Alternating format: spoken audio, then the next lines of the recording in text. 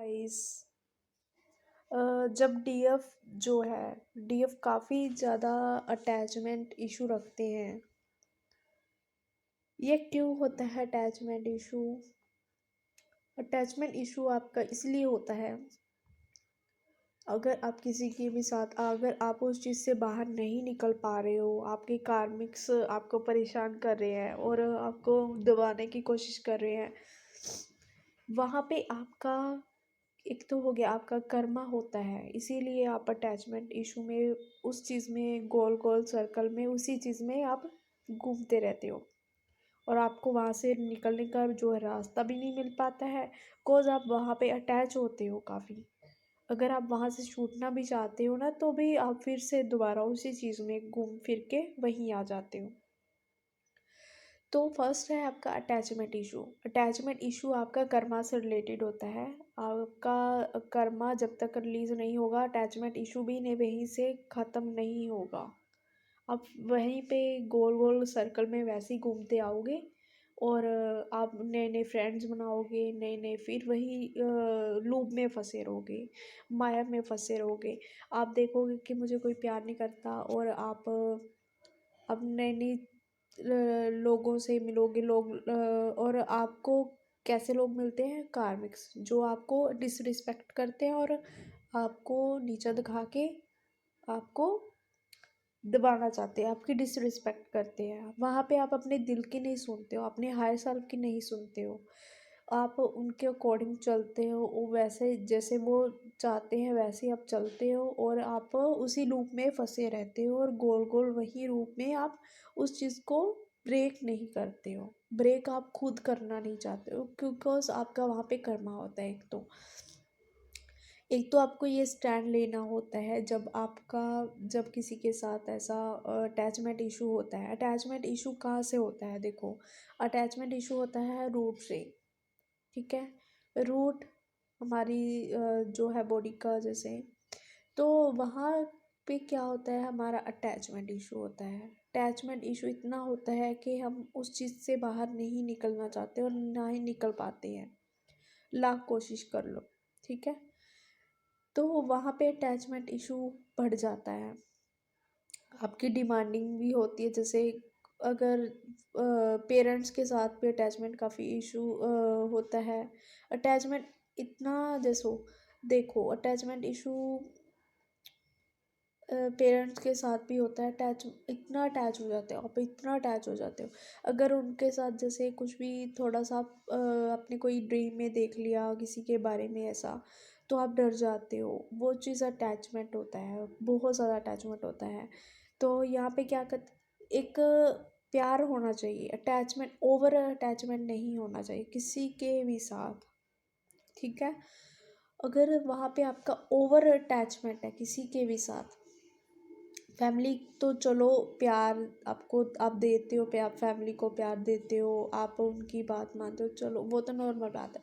But आप वहाँ पे अगर आप किसी के साथ हो, फ्रेंड जोन में हो आप, और आप उस चीज़ को किसी को आप देख रहे हो कि आप किसी का कोई हर्ट ना हो जाए मेरी वजह से, या फिर मैं किसी को हर्ट ना कर दूँ। तो यहाँ पे क्या होता है, जिस हर एक पर्सन जो हमारी लाइफ में आता है, उसका हमारे साथ कोई ना कोई कर्म बंधन होता है, पास्ट लाइफ का जो इस लाइफ का। तो इसलिए वो आपकी लाइफ में कॉन्ट्रैक्ट होता है एक। आपको उसके तरफ से कुछ लेसन लर्निंग भी मिलने होते हैं, आपको काफ़ी कुछ सिखा के भी जाते हैं वो कार्मिक्स, और आपको उस चीज़ से सीख भी मिलती है और आगे बढ़ने का रास्ता भी मिलता है कि मैंने ये चीज़ें गलती की है और इस चीज़ को सुधारने की मुझे ज़रूरत है। तो कार्मिक्स इसीलिए आते हैं।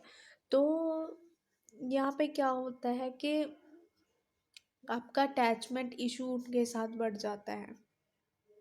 देखो, काफ़ी सारी डीएफ्स ऐसी भी होती हैं कि टैरो रीडिंग बहुत देखती हैं, टैरो रीडिंग्स देखेंगी।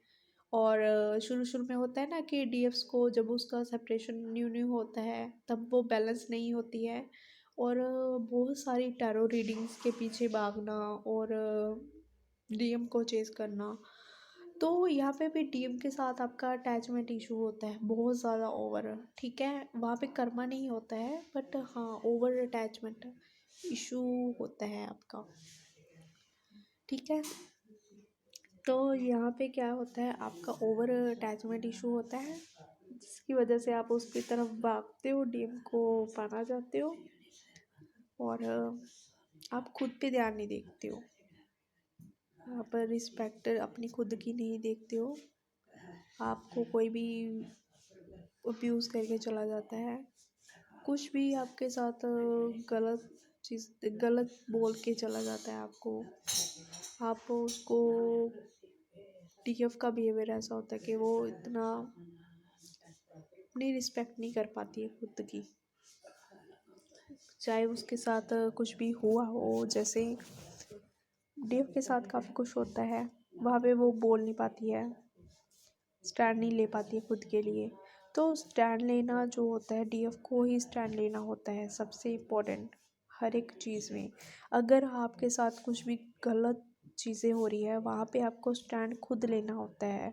अपनी हर साल किसी से मत पूछिए कि मुझे ये चीज़ें क्या क्यों हो रही है, क्या हो रहा है मेरी लाइफ में, ये चीज़ें वो फलाना ढमकाना, कुछ मत पूछिए किसी से भी, ओके। तो किसी से गाइडेंस लेने से, देखो गाइडेंस आप सिर्फ ओनली वहाँ पे लीजिए जहाँ पे आपको ज़रूरत है, ठीक है। आप अपनी पर्सनल लाइफ के बारे में किसी से भी डिस्कस मत कीजिए, किसी के साथ भी।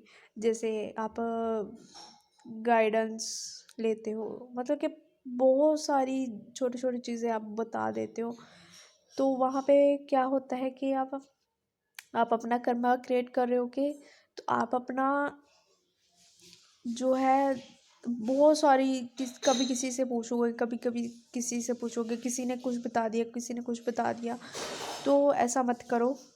आप अपने हायर सेल्फ की सुनो सबसे पहले, और सेकंड इंट्यूशन की सुनो।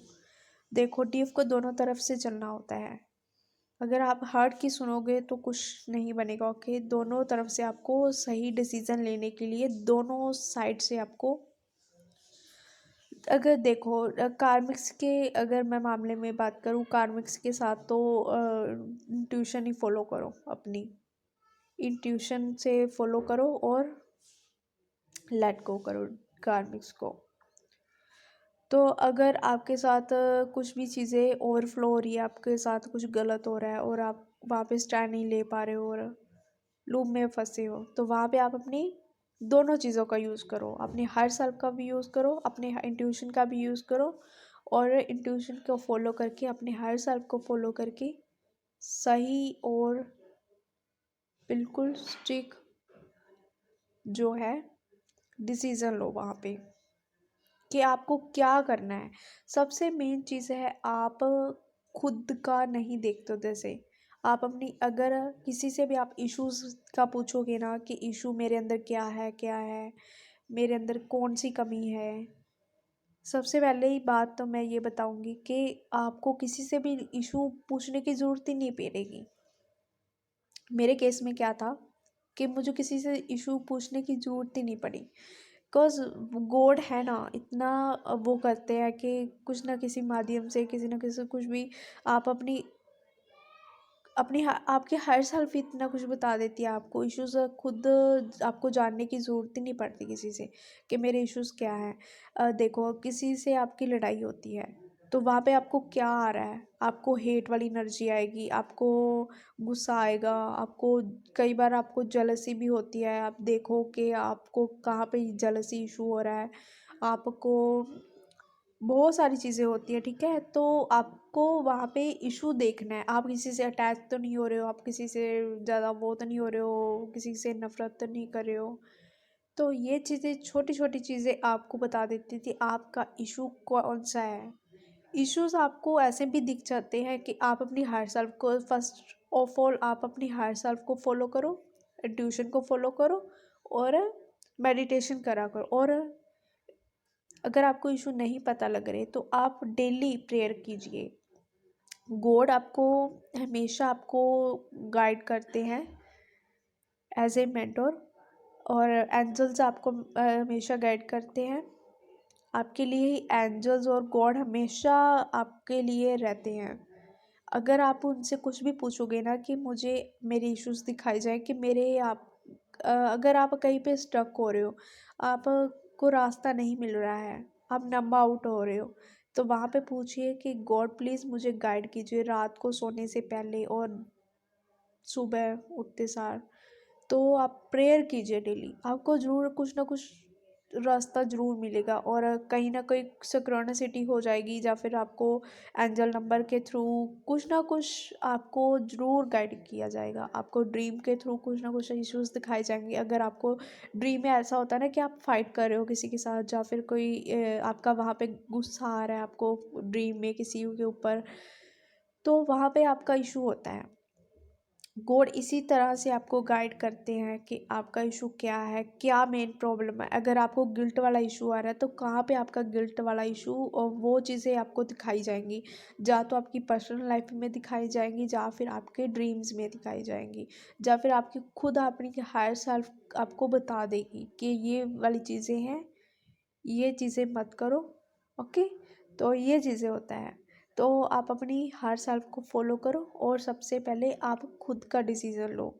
किसी से मत पूछो कि क्या हो रहा है, क्यों हो रहा है, और अपनी लाइफ के पर्सनल लाइफ किसी को भी ज़्यादा शेयर मत करो।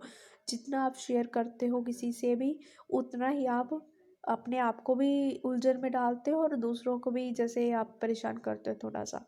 तो ऐसा मत किया करें। और गाइडेंस आपको अगर चाहिए होती है तो आप गाइडेंस के जैसे आप कुछ भी पूछ सकते हो मुझसे, बट आप अपनी पर्सनल लाइफ के बारे में मत बताया करें प्लीज़, बिकॉज वहाँ पे कर्मा भी क्रिएट होता है, और आप इतने बड़े लंबे चौड़े आप काफ़ी सारे मैसेज भी मुझे रीड करने में दिक्कत आती है।